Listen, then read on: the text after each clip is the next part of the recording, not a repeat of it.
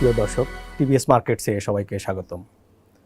দর্শক, দেশের non banking আর্থিক খাত, যেটাকে আমরা এনবিএফআই বলি, এই সেক্টরে খুব অল্প কয়েকটা প্রতিষ্ঠান ট্রান্সফরমেশনের মধ্য দিয়ে যাচ্ছে। অ্যান্ড বাংলাদেশ ফাইন্যান্স তার একটি। করোনার সময় তারা একটা ম্যাসিভ ট্রান্সফরমেশন হাতে নিয়েছে এবং বিদেশি বিনিয়োগ প্লাস লোন এগুলো সব কিছু মিলে অনেক প্রোগ্রাম হাতে নিয়েছিল। তো এগুলোর আপডেট জানার জন্য আজকে আমরা আমাদের স্টুডিওতে আমন্ত্রণ জানিয়েছি বিডি ফাইন্যান্সের ম্যানেজিং ডিরেক্টর জনাব কায়সার হামিদকে। কায়সার ভাই, স্টুডিওতে আপনাকে স্বাগতম। আপনাকে ধন্যবাদ। আপনারা যদি ট্রান্সফরমেশন প্ল্যান নেন, কতটুকু করলেন, এটার আপডেট দিয়ে শুরু করেন। জি, ধন্যবাদ আপনাকে। আপনি ঠিক কথা বলছিলেন যে এনবিএফআইয়ের ট্রান্সফরমেশনটা নিয়ে হয়তো কোটি কয়েক আর্থিক প্রতিষ্ঠান কাজ করছে। আসলে বাংলাদেশে যে বিজনেস মডেলটা দরকার ছিল আর্থিক প্রতিষ্ঠানের, আনফর্চুনেটলি আমরা বিগত 30-40 বছরও সেটা করতে পারিনি। আমরা ব্যাংকের মতো করেই একটা আর্থিক প্রতিষ্ঠান চালাতে চেয়েছি। ব্যাংক থেকে টাকা ধার করে বড় বড় কিছু গ্রাহককে আমরা লোন দিতে চেয়েছি, ব্যাংকের সঙ্গে কম্পিট করে। তাতে আমরা কি দেখেছি দেখেন, আমরা দেখেছি যে শর্ট টার্ম লোন নিয়ে লং টার্ম ফাইন্যান্সিং করা, বড় বড় কয়েকটা গুটি কয়েক লোন কাস্টমারের হাতে পুরো পোর্টফোলিওটা আটকে যাওয়া, এবং যে সমস্ত আর্থিক প্রতিষ্ঠানে স্বচ্ছতার অভাব ছিল, গভর্নেন্সের অভাব ছিল, তারা আবার লোন দেওয়ার ক্ষেত্রে ভালো কাস্টমারকে না দিয়ে অনেক সময় তারা নিজেরা এঙ্গেজ হয়ে গেছেন অথবা তাদের স্বার্থ সংশ্লিষ্ট প্রতিষ্ঠানকে টাকাটা দিয়েছে। তার ফলশ্রুতিতে কী হয়েছে, তারা ডিপোজিটের টাকা ঠিকমতো ফেরত দিতে পারেনি এবং তাদের খেলাপি ঋণ উচ্চ হারে বেড়ে গিয়েছে এবং অ্যাজ এ হোল ইনস্টিটিউশনের এন্টিটি রিস্কের মধ্যে পড়ে গিয়েছে এবং তার একটা প্রভাব কিন্তু পুরো আর্থিক খাতের উপরে একটা যে অনাস্থা সেটা পড়েছে। তো ট্রান্সফরমেশনটা আসলে যদি আমি বলি যে আসলে রাইট মডেলে ফেরত নিয়ে যাওয়া। সো আমি এর আগে ব্যক্তিগতভাবে ডিবিএইচ, আইডিএলসি এবং আইপিডিসিতে কাজ করেছি এবং আপনি যদি খেয়াল করে থাকবেন বাংলাদেশের 3টাই ট্রিপল রেটেড আর্থিক প্রতিষ্ঠান এবং 35টার মধ্যে তারা সবচেয়ে ভালো অবস্থানে আছে। এরপরে আমি আসলে ব্র্যাক ব্যাংকেও কাজ করেছি। তো ভালো প্রতিষ্ঠানে কাজ করার ফলে যে গভর্নেন্স ফ্রেমওয়ার্কের মধ্যে আমি কাজ করা শিখেছি, যে রিস্ক ম্যানেজমেন্ট ফ্রেমওয়ার্কের মধ্যে আমি কাজ করা শিখেছি, ঠিক সেইটাই আমি ইমপ্লিমেন্ট করার চেষ্টা করেছি আমাদের এই প্রতিষ্ঠানে। নাম্বার 1 হচ্ছে যে আমার ফান্ডিং মিক্সটাকে চেঞ্জ করা, অর্থাৎ আমি যে টাকাটা নিচ্ছি সেটা কার থেকে নিচ্ছি। আমি যখন জয়েন করেছি তখন আমাদের এখানে 65% ছিল ব্যাংক বরোয়িং আর 35% ছিল আমার কাস্টমার ডিপোজিট অ্যান্ড ইকুইটি। তো আজকে যদি 2022 সালের 31শে ডিসেম্বর আপনাকে বলি, আমার অনলি 20% হচ্ছে ব্যাংক বরোয়িং। সো 80% কিন্তু আমি কাস্টমার ডিপোজিট এবং ইকুইটি দিয়ে আমার ফান্ডিং মিক্সটা কমপ্লিটলি চেঞ্জ করে ফেলেছি। কাস্টমার ডিপোজিটগুলো একটু স্টেবল থাকে, স্টিকি। আমরা কিন্তু ছোট ডিপোজিট, ডিপিএস, স্মল সেভার্স, আমি বিভিন্ন স্কিম চালু করেছি, রিটায়ারমেন্ট প্ল্যান, ইসলামিক ডিপোজিট, যার ফলে হয়েছে কি আমার আগে কাস্টমার কয়েক হাজার ছিল, ধরেন 1500-2000, এটা প্রায় আমার এখন 8-9 হাজার ডিপোজিট কাস্টমার। সো আমার স্মল টিকিট ডিপোজিট অনেক ঢুকেছে, লং টার্ম ডিপোজিট অনেক ঢুকেছে এবং আমরা আরও অন্যান্য স্ক্রিপ্টে ফান্ড রেজ করার জন্য এই মুহূর্তে কাজ করছি। আশা করছি আগামী বছরে বাংলাদেশ ফাইন্যান্সের পুরো ফান্ডিং মিক্সটা একটা ডিফারেন্ট উচ্চতায় পৌঁছে যাবে এবং will be able to really set a different standard in the entire financial market. That is one side. Another side হচ্ছে আপনার লেন্ডিং বাস্কেট। সো আমরা একসময় পিওরলি বলা যায় যে কর্পোরেট ফোকাস বা কমার্শিয়াল লেন্ডিং ফোকাস ছিলাম আরও বাকি 8-10টা আর্থিক প্রতিষ্ঠানের মধ্যে। কিন্তু আপনি যদি গত 2 বছরে প্রায় আমরা 350-400 কোটি টাকা ফাইন্যান্স করেছি, যার 80-85% হচ্ছে একদম ক্ষুদ্র এবং মাঝারি শিল্প। ক্ষুদ্র মাঝারি শিল্প বলতে কিন্তু আমি ইভেন 2 কোটি 5 কোটি টাকাকেও বোঝাচ্ছি না। এগুলো 5 লাখ, 7 লাখ, 10 লাখ, 2 লাখ, 2.5 লাখ টাকার লোনগুলো। তো এই লোনগুলো কেন সাধারণত যে কোনো একটা ব্যাংক বা আর্থিক প্রতিষ্ঠান করতে চায় না? এটা করার জন্য বড় সমস্যা হচ্ছে অনেক বড় ব্রাঞ্চ নেটওয়ার্ক দরকার হয়, অনেক বেশি রিলেশনশিপ ম্যানেজার দরকার হয়, is a monitoring based loan. তো এটার খরচটা অনেক বেশি। তো সাধারণত আমাদের ব্যাংক আর্থিক প্রতিষ্ঠানের এই সক্ষমতা বাড়াতে গেলে অনেক খরচ এবং অনেক দরকার হয়। আমরা এখানে একটা ডিফারেন্ট রুটে হেঁটেছি বাংলাদেশ ফাইন্যান্স। আমরা টেকনোলজির সহায়তা নিয়েছি আর আমরা কোলাবোরেশন মডেলে গিয়েছি। কোলাবোরেশন মডেল হলো এসএমইর কাস্টমারদেরকে যে সমস্ত জিনিসপত্র লাগে, সেফর ধরেন এগ্রিকালচারের যে মেশিনারিজগুলো আছে, কি ট্রাক্টর, কি ট্রাক, কি অন্যান্য যে মেশিনগুলো আছে, এইগুলো তারা যাদের কাছ থেকে কিনে তারা কিন্তু বাকিতে কিনে এবং অনেক চড়া সুদে তাদেরকে ওটা পেমেন্ট করতে হয়। আমরা এই সমস্ত এগ্রিকালচার ইকুইপমেন্টগুলো যারা ইম্পোর্ট করছেন অথবা যারা এইখানে আপনার ম্যানুফ্যাকচারিং করছেন অথবা অ্যাসেম্বলিং করছেন, তাদের থ্রু দিয়ে তাদের সহযোগিতায় ওই কাস্টমারকে ফাইন্যান্স করছি at a very low rate. Because তার ক্যাশ ফ্লো থেকে আপনার রিস্কটাও কম থাকবে। রাইট, আমার দুইটা সুবিধা হচ্ছে, একটা হচ্ছে আমি ডিস্ট্রিবিউশন নেটওয়ার্ক তাদেরটা ইউজ করছি, তারাই আমার কালেকশন করে দিচ্ছে, আর তাদের ইন্টারেস্ট রেটটা সিগনিফিক্যান্টলি লো হয়ে যাচ্ছে। এর বেশিরভাগই আমি রিফাইন্যান্সিং পাই সেন্ট্রাল ব্যাংক থেকে। তো রিফাইন্যান্সিং পাওয়াতে আমরা এটাকে 4% দিচ্ছি অর 7% দিচ্ছি, উইমেন হলে 4 আর পুরুষ হলে আমরা 7% দিচ্ছি। এটাতে দেখেন যে ওদের ইন্টারেস্ট বার্ডেনটা সিগনিফিক্যান্টলি কমে গেছে। যারা এই মেশিনগুলো বিক্রি করছিল, ইকুইপমেন্ট বিক্রি করছিল, তারা বাকিতে বিক্রি করতো, তাদের ওয়ার্কিং ক্যাপিটাল স্টাক হয়ে যেত। সেটার পরিবর্তে তারা আপফ্রন্ট টাকাটা পেয়ে যাচ্ছে এবং তাদের উপর থেকে ক্রেডিট রিস্কটা সরে যাচ্ছে। আমরা বাংলাদেশ ফাইন্যান্স আবার এইটা থেকে বাংলাদেশ ব্যাংক থেকে রিফাইন্যান্সিং পাচ্ছি, আমার আবার ফান্ডিং সাপোর্টটাও এখানে হয়ে যাচ্ছে। বাংলাদেশ ব্যাংক আমাদেরকে 0.5% রেটে 2% রেটে এই টাকাগুলো দিচ্ছে। এই বিজনেস মডেলের মাধ্যমে এরকম, এটার সঙ্গে আমরা আপনার এগ্রির লাইভ স্টকে চলে গিয়েছি। আমরা প্রাণী সেবার মতো একটা এনজিওকে সাথে নিয়ে পাবনা, সিরাজগঞ্জ, কুমিল্লা, গাজীপুর, সাভার, ধামরাই এই সমস্ত অঞ্চলে একদম প্রত্যন্ত অঞ্চলের কৃষককে মোবাইল ডিভাইসের মাধ্যমে 2 লাখ, 2.5 লাখ, 5 লাখ, 10 লাখ টাকা করে একটা ফার্মারকে গাভী কেনার জন্য, হয় ফ্যাটেনিং অথবা আপনার ডেইরি, এটার জন্য আমরা ফাইন্যান্স শুরু করেছি এবং 100% রিপেমেন্ট আমরা ওইখান থেকে পাচ্ছি। এবং এই লোনটা এমনভাবে তৈরি করা, যারা ফ্যাটেনিং করছে তাদের কিস্তিগুলো হয় হচ্ছে আপনার একবারে। এখন আপনাদের লোন পোর্টফোলিওর পাইটা আমি যদি পুরো পিকচারটা বলি, দেখেন 100% কমার্শিয়াল থেকে সরে এসে আমরা এখন মোর দ্যান 50% এসএমই এবং রিটেল, আর 50% হচ্ছে আমার কর্পোরেট বুক।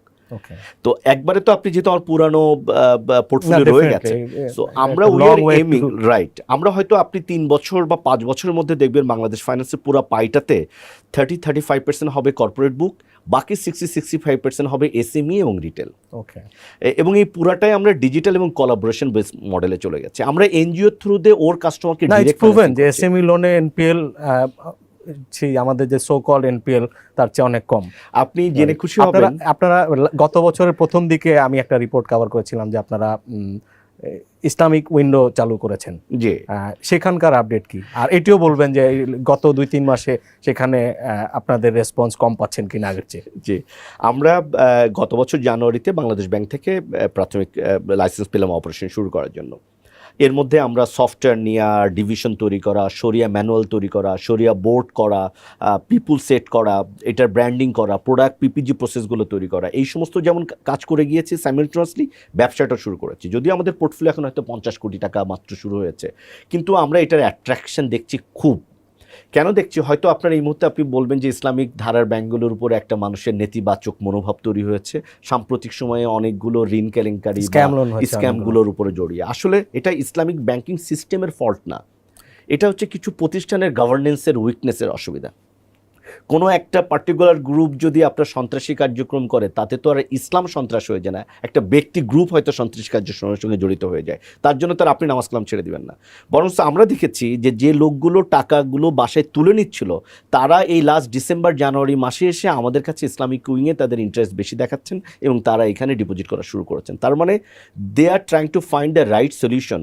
ইসলামিক ব্যাংকিং সিস্টেমটা কিন্তু পুরাটাই আপনার আস্থা বেজ একটা ব্যবসা এবং শরিয়া বেজ একটা ব্যবসা। তার মানে মানুষ খোঁজার চেষ্টা করছে যে কোথায় শরিয়া পরিপালন হয় এবং তারা আস্থাটা অর্জন করতে পারে।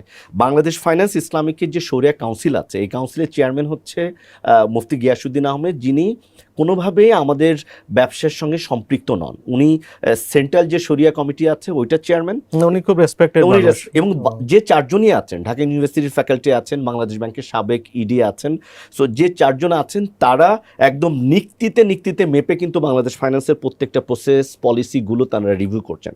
এবং আমাদের যে কোনো ধরনের চাপ বোর্ডের থেকে সেটা না থাকার কারণে আমরা খুব স্বচ্ছতার সঙ্গে কিন্তু ইসলামিক ব্যাংকিংটা শুরু করতে পেরেছি। যদিও ভেরি বিগিনিং স্টেজে আছি, বাট আমার কাছে মনে হয় আপনাদের পোর্টফোলিও কেমন 50 কোটি আমরা গত বছর করেছি, কিন্তু আমরা এই বছর মনে করছি এটাকে আমরা হয়তো 300 থেকে 350 কোটি টাকা নিয়ে যেতে পারবো।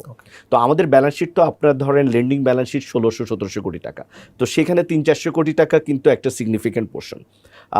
আর যেটা হলো যে এখন তো আপনি মার্কেটে একটা ডিফারেন্ট সিনারিও দেখছেন, একটা হচ্ছে লিকুইডিটিটা, টাকাটা কিন্তু বেশ কস্টলিয়ার হয়ে গেছে। কল মানিতে আপনি এখন প্রতিদিন 9% রেটে ট্রেড হচ্ছে, এবং বেশিরভাগ ব্যাংক কিন্তু বরোয়িংয়ে চলে গেছে, যেখানে সরকারি ব্যাংকগুলোকে আমরা লেন্ডিংয়ে দেখতাম, এখন কিন্তু কল মানিতে participative bank very few, 9% rate, কিন্তু আপনি পার্টিসিপেশন কিন্তু একেবারেই কম দেখবেন। তো ঠিক এরকম পরিস্থিতিতে ক্রেডিট গ্রোথের চান্সটা খুব বেশি না। তারপরেও আমি বলবো যে বাংলাদেশে ব্যাংক আর্থিক প্রতিষ্ঠান অনেকগুলো, এইটার মধ্যে ডিফারেন্ট রুট যদি আমরা খুঁজে বের করে নিতে পারি, দেন এখানে একটা বড় ধরনের সফলতা হওয়ার সুযোগ আছে। আপনাকে ঢাকার বাইরে যেতে হবে, আপনাকে কৃষিভিত্তিক উৎপাদন ভিত্তিক প্রতিষ্ঠানের সঙ্গে আপনার সম্পৃক্ততা তৈরি করতে হবে, তাহলে আপনার এই অসুবিধাগুলো আপনি অ্যাড্রেস করতে পারবেন। তো এখানে আমরা একটা বড় ধরনের সম্ভাবনা দেখতে পাচ্ছি, ইনশাআল্লাহ ইসলামিক সেগমেন্টও হবে বাংলাদেশ। আচ্ছা, আপনাদের ক্যাপিটাল মার্কেটে দুইটা সাবসিডিয়ারি আছে, একটা ব্রোকারেজ এবং একটা মার্চেন্ট ব্যাংক, এবং ওখানে আপনারা নতুন করে টিম আপ করেছেন। আমি বেশ কয়েকজনকে চিনি, খুব মেধাবী মানুষ, তারা গেছেন। আপনারা রিসেন্টলি আরেকটা প্রোডাক্ট এনেছেন যে সিস্টেমেটিক ইনভেস্টমেন্ট প্ল্যানের। তো ক্যাপিটাল মার্কেটে আপনাদের কি এফোর্ট? দেখেন, আমরা যেহেতু সাবসিডিয়ারি আমাদের একটা বড় অংশ বাংলাদেশ ফাইন্যান্সের, তো এইটাকে বিজনেস মডেল ধরেই আপনি এখান থেকে বের হতে পারবেন না, ইগনোরও করতে পারবেন না, আপনি ইনভেস্টমেন্ট কমিয়ে হাত পা ছেড়ে দিয়ে বসেও থাকতে পারবেন না। এটা আমরা বুঝে গেছি লাস্ট 2-3 ইয়ার্স ব্যাক। সো আমরা ফুল ফোকাসই বরঞ্চ রিভ্যাম করেছি এই সময়। আমাদের সিকিউরিটিজের ব্রাঞ্চ খুলেছি গুলশানে, খুব একদম ফ্ল্যাগশিপ ব্রাঞ্চ। আমরা চিটাগাংয়ে ব্রাঞ্চ খুলেছি, রাজশাহীতে ব্রাঞ্চ খুলেছি, সিলেটে ব্রাঞ্চ খুলেছি, 12-13টা বুথ নিয়েছি সারা বাংলাদেশে।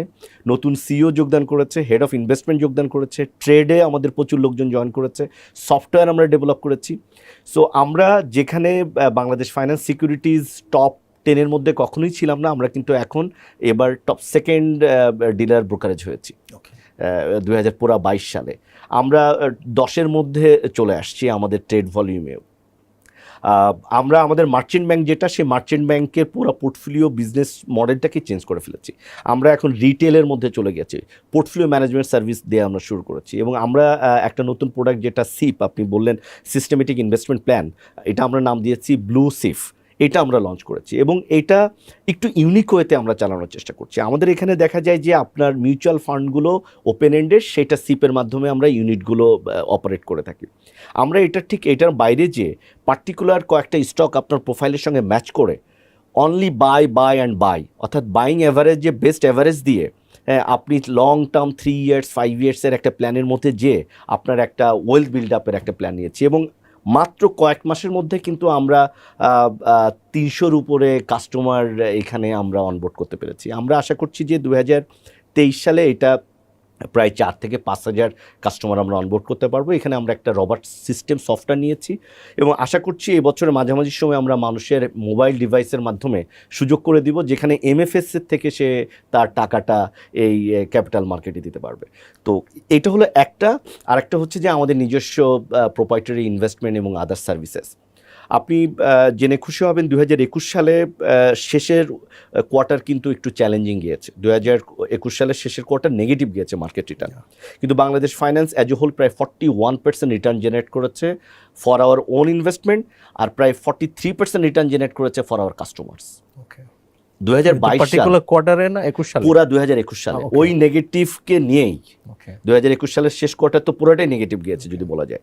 আপনি 2022 সালকে যদি ধরেন, যেখানে আমরা থার্ড কোয়ার্টার রিপোর্ট যাদেরকে প্রকাশিত হতে দেখেছি, যতগুলো ব্যাংক আর্থিক প্রতিষ্ঠান আছে, যাদের সাবসিডিয়ারি মার্চেন্ট ব্যাংক আছে, ব্রোকারেজ আছে, নিজস্ব ইনভেস্টমেন্ট আছে, সবাইকেই আমরা দেখেছি যে একটা বড় অংশ প্রভিশনিং করতে হচ্ছে আনরিয়েলাইজ লসে। আমাদের তথ্যটা আমি আপনাকে দিই, আমরা ইয়ার এন্ড জাস্ট শেষ করলাম, আমাদের 2022 সালে প্রায় আমরা 29% রিটার্ন জেনারেট করেছি for our on proprietary investment stock market capital market থেকে।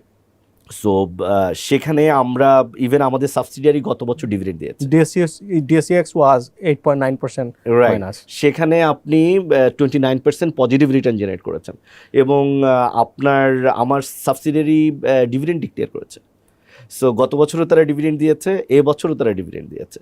সো এই যে আমরা আর্থিক সক্ষমতা যাতে সবসময় ভালো থাকে, সেটার জন্য হিউম্যান রিসোর্সে ইনভেস্টমেন্ট, রিসার্চ টিম তৈরি করে কাস্টমারকে প্রতিদিন রিসার্চগুলো সার্কুলেট করা, তাকে হ্যান্ড হোল্ডিং করা এবং গাইড করা, এবং নিজস্ব ইনভেস্টমেন্ট যেভাবে কেয়ারে আমরা ম্যানেজ করি, আমরা কিন্তু কাস্টমারের পোর্টফোলিওটাও চেষ্টা করেছি তাদেরকে ওই ধরনের সাপোর্ট দেওয়া।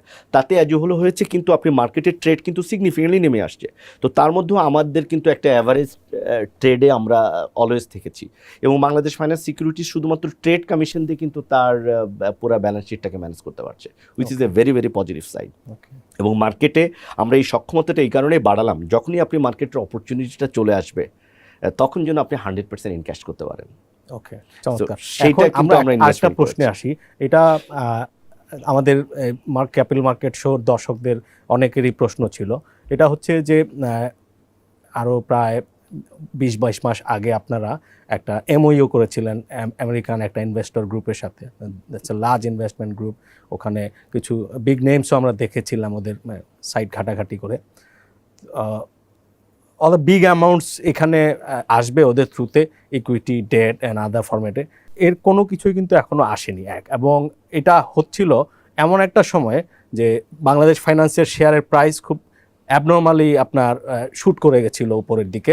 তার একটা মাঝপথে এই অ্যানাউন্সমেন্টটা এসেছিল। তো আমাদের দর্শকদের একটা বড় অংশই অভিযোগ করেন যে ইট ওয়াজ এ হোক্স অর সামথিং লাইক, যেটা স্টক প্রাইসকে বাড়ানোর জন্য মোটিভেটেড ছিল, বিকজ শেষ পর্যন্ত আমরা এখন পর্যন্ত এই ধরনের কোনো ইনভেস্টমেন্ট দেখিনি। আপনি কি বলবেন? জি, ধন্যবাদ আপনাকে।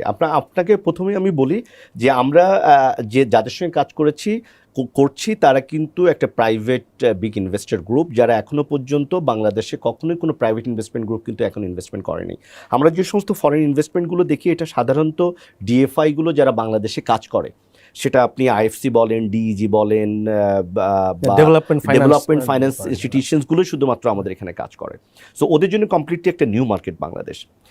আমি আপনার পুরো পোস্টের মধ্যে 2-3টা পার্ট পেয়েছি। একটা হচ্ছে যে আমাদের স্টক প্রাইস বেড়ে যাওয়া, একটা হচ্ছে ইনভেস্টমেন্টের কি স্ট্যাটাস, এইটা। তো আমি যদি ইনভেস্টমেন্টের স্ট্যাটাসটা বলি, দেখেন আমরা বাংলাদেশ ফাইন্যান্স কয়েকটা ফেজের মধ্যে দিয়ে যাচ্ছি। এর মধ্যে আমরা আমাদের নামটা চেঞ্জ করে বিডি ফাইন্যান্স থেকে বাংলাদেশ ফাইন্যান্স হলাম। এই কাজটা করতে কিন্তু আমাদের প্রায় 8 থেকে 9 মাস লেগেছে। আমাদের আরজিএসিতে ডকুমেন্ট আপডেশন করা, সিআইবিগুলো বাংলাদেশের প্রায় 13-14টা আমাদের লেন্ডার ব্যাংক আছে, তাদের কাছ থেকে এনওসি নিয়ে বাংলাদেশ ব্যাংকের সিআইবি আপডেট হয়ে আমাদের লেটেস্ট আপডেটেড সিআইবিটা করা, আমাদের মেমোরেন্ডাম অ্যাসোসিয়েশন আর্টিকেল সেশনটাকে আপডেট করা, এটা করতে গিয়ে আমাদের হাইকোর্টের পারমিশন, ইজিএম করা, এই সবগুলো করতে এবং প্রত্যেকটা একটা টাইম বাউন্ডিং একটা কাজ। সো আমার কিন্তু যে ডকুমেন্ট চেকলিস্টের যে ডিউ ডিলিজেন্স চাইলেও কি আপনি তার চেয়ে আগে করতে পারতেন? আমরা বোধহয় ফাস্টেস্ট টাইমে করেছি। ইভেন কোভিডের সময় যখন হাইকোর্ট বন্ধ, যেদিন ওপেন হবে প্রথম দিনে আমাদের যাতে এইটা হিয়ারিং হয়ে আমরা অর্ডারগুলো পাই, এই পুরো প্রসেস। আমরা ইসলামিক যখন লাইসেন্সটা নিলাম, এটাতে কিন্তু আমাদের আর্টিকেল সাবস্টিটিউশন অবজেক্টিভ ইসলামিকটা ছিল না, সেইটাকে ইনসার্ট করতে যেয়ে কিন্তু আমাদের প্রায় 6-7 মাসের একটা প্রক্রিয়ার মধ্যে দিয়ে যেতে হয়েছে। এই প্রক্রিয়াটা শুধু একটা প্রতিষ্ঠানের সঙ্গে না, এটা বাংলাদেশ ব্যাংক, আরজেএসি, এসিসি, এনবিআর এবং সমস্ত ব্যাংকগুলোর যে ক্রেডিটের যে আমাদের যে পারিপুষ্টি থাকে আপনার, সেখানে আমাদের নামটাকে আপডেট করা, এটা যে কোনো একটা প্রসেস আপনার 6 থেকে 7 মাস লাগে। এই পুরো কাজটা যখন আমরা শেষ করে আমরা আমাদের ইনভেস্টরের কাছে আমাদের সমস্ত ডকুমেন্টটাকে আপডেট করলাম, আমাদের লিগাল কাউন্সিল ভেটিং করলো, আমরা টার্মশিটটা নিলাম। ঠিক এরকম সময় আমি যদি বলি আপনার 2022 সালের শেষ কোয়ার্টারের দিকে, তখন কিন্তু আপনার পুরো মার্কেট ডায়নামিক্সটা কিন্তু কমপ্লিটলি ডিফারেন্ট হচ্ছে যে দেখেন, আমরা যখন এগ্রিমেন্টটা করেছি, এমইউ যখন করেছি, তখন আমাদের সঙ্গে ছিল যে আমরা ইন্টারেস্ট রেটটা রিলেটিভলি আমরা 4%-এর মধ্যে ফান্ডগুলো আমাদের নিজস্ব ইনভেস্টমেন্টে পাবো, প্লাস এসওএফআর রেফারেন্স রেট যেটা, এটা ছিল 0.5%-এর নিচে। এই এসওএফআর রেট কিন্তু এখন 4%-এর উপরে। আমেরিকাতে ইনফ্লেশন এখন কিন্তু প্রায় ডাবল ডিজিটে, যেটা তাদের লাস্ট 41 ইয়ার্সের মধ্যে হাই। এসওএফআর মিন্স যে আপনার আগে যেটা লাইবর ছিল, লাইবরটা ডিসকন্টিনিউ হয়ে গেছে জুলাই 2022 থেকে, ওইখানে রিপ্লেস করেছে SOFR, sovereign offered interest rate, যেটা ওদের ট্রেজারি রেফারেন্স বেঞ্চমার্ক রেট। তো এই রেটটা বেড়ে যাওয়াতে আমার কিন্তু কস্ট অফ ফান্ড কিন্তু যেটা আমরা আগে 4-4.5 মধ্যে পাওয়ার কথা ছিল, সেটা কিন্তু এখন বেড়ে 8-9%-এর মধ্যে চলে আসবে যদি আমি এখন এটা নিতে চাই। Which is not feasible for us, because আপনি লেন্ডিং করবেন কততে তাহলে। দ্বিতীয় হচ্ছে এটার সঙ্গে কিন্তু আপনি দেখেন যে 1 বছরে আমাদের টাকা ডিপ্রিশিয়েট করেছে 20%।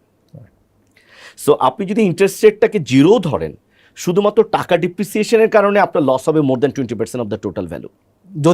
যদি আমরা নিয়ে ফেলতাম। এবং যারা কিন্তু বাংলা টাকায় নিয়েছে অন্যান্য ব্যাংক বা আর্থিক প্রতিষ্ঠান, এবছর কিন্তু প্রত্যেকেরই ব্যালেন্স শিটে আপনার একটা হিট দেখতে পাবেন যে তার capital revaluation, foreign currency revaluation রিজার্ভে তাদের এই পুরা লসটা কিন্তু নিয়ে নিতে হচ্ছে, 20% অর মোর, ইভেন হাই। আপনি যদি আজকের ডেটে বলেন এটা 20% চেয়ে বেশি ডেপ্রিসিয়েট করে গেছে।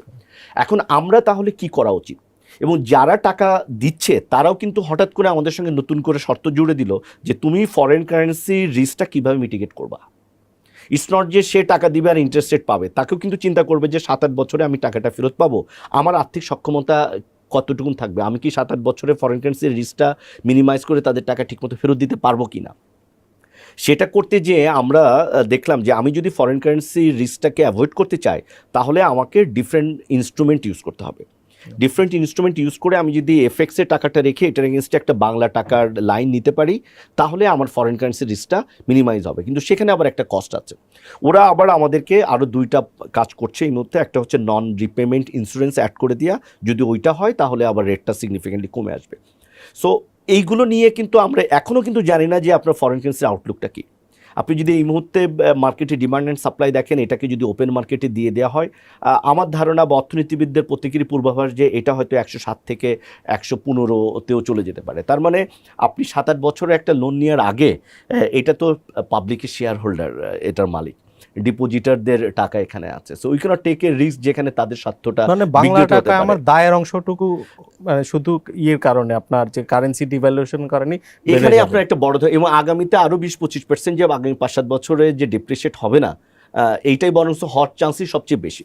সো আপনার এখানে নিরাশ হওয়ার কিছু নেই। আমি খুব পজিটিভলি যেটা বলতে চাই যে আমরা এখন ডিফারেন্ট ইনস্ট্রুমেন্ট ইউজ করে যেখানে 2টা জিনিসটাকে আমরা মিনিমাইজ করছি। একটা হচ্ছে ফরেন কারেন্সি রিস্ক, আর একটা হচ্ছে আপনার ইন্টারেস্ট রেট রিস্ক। তো সেইটাকে মিনিমাইজ করে আশা করছি এবছরের মাঝামাঝি সময় আপনারা একটা ভালো কিছু দেখতে পাবেন, যেটার ফলে আমার ওই 2টা রিস্ক মিনিমাইজ হয়ে বরং বাংলাদেশ ফাইন্যান্স এই ফান্ডটাকে দিয়ে একটা বড় একটা মাইলেজ পাবে। অপশন থাকে ইকুইটি।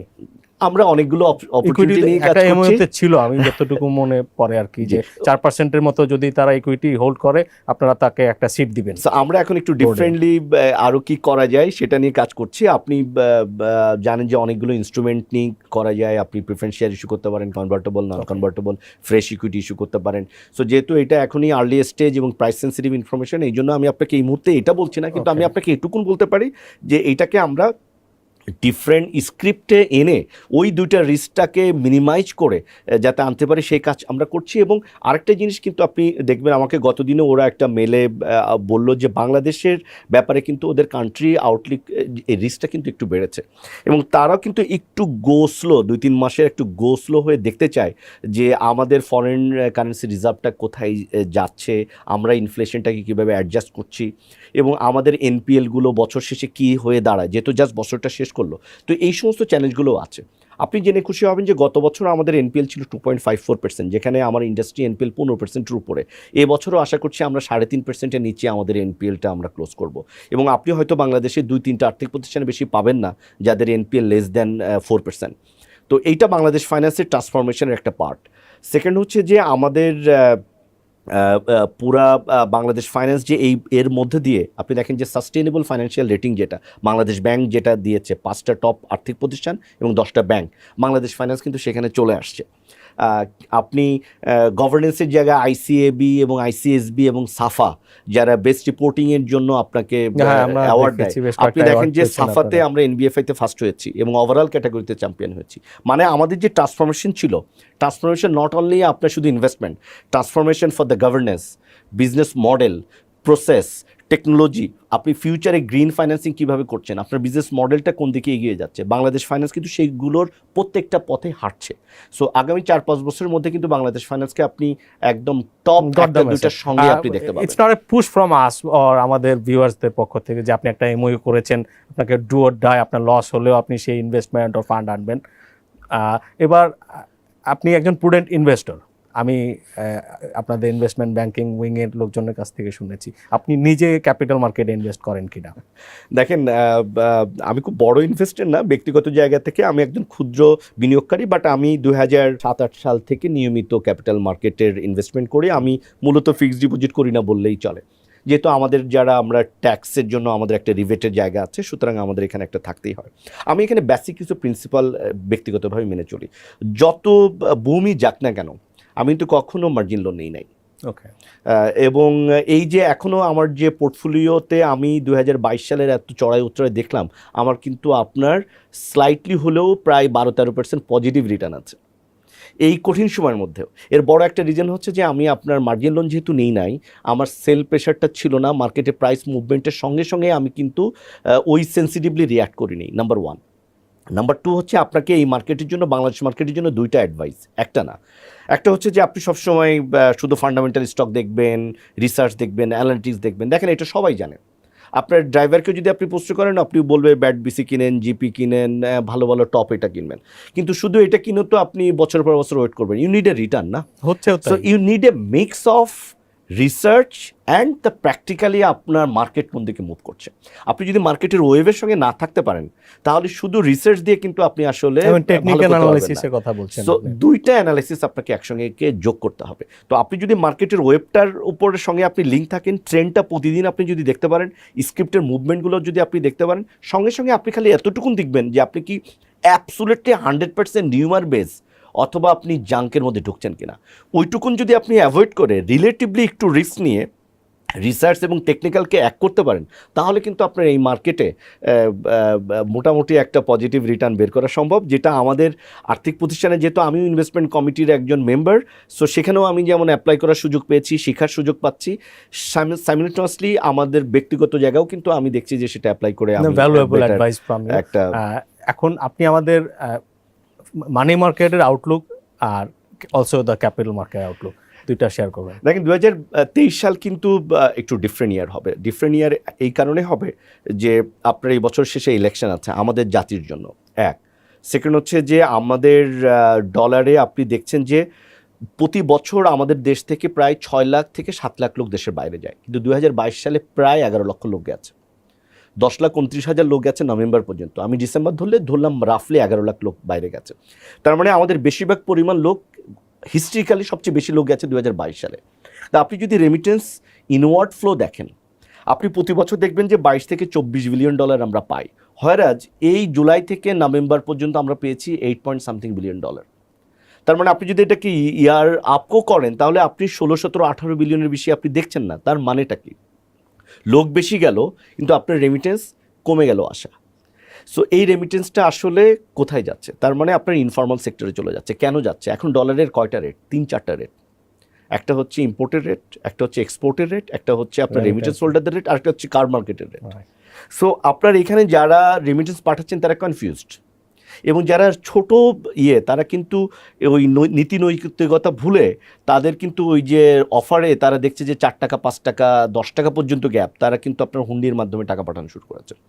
এইটা যদি অব্যাহত থাকে, আমরা কিন্তু একটা বড় ধরনের চাপের মধ্যে পড়ে যাব, যেহেতু আমাদের ইকোনমির একটা বড় অংশ রেমিটেন্স বেস আমাদের ফরেন কারেন্সি রিজার্ভ। এক। দ্বিতীয় হচ্ছে আপনি দেখেন যে আমাদের এক্সপোর্ট করেছে $50 বিলিয়ন, যেটা আমরা ইয়ার মার্ক করেছিলাম অ্যাচিভ করব, কিন্তু হঠাৎ করে কিভাবে অ্যাচিভ করলাম because of the global inflation, প্রাইসটা বেড়ে যাওয়া।